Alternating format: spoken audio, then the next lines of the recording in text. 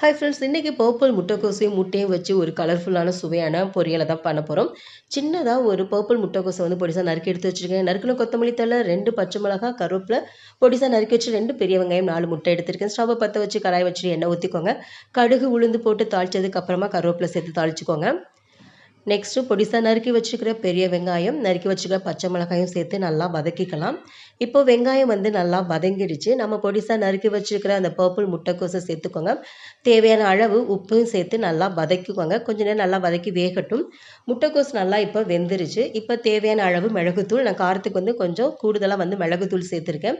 இப்போ இதனோட உடச்சி ஊற்றிக்கலாம் முட்டையை. ஸோ 4 முட்டை எடுத்திருக்கேன், அதையும் சேர்த்து மிக்ஸ் பண்ணிக்கோங்க. இப்போ கொஞ்சம் அதை முட்டைக்கு மேலே மிளகுத்தூள் சேர்த்து நல்லா இது மாதிரி மிக்ஸ் பண்ணி விட்டுருங்க. மிக்ஸ் பண்ணி வதக்கிட்டே இருந்திங்கன்னா நம்மளோட பொரியல் வந்து ரெடி ஆகிடும். ஸோ அவ்வளோதான், பொரியல் ரெடி ஆகிடுச்சு. இப்போ கொத்தமல்லி தழை தூவிக்கலாம். அவ்வளோதான், சுவையான பர்பிள் முட்டைக்கோஸ் முட்டை பொரியல் ரெடி.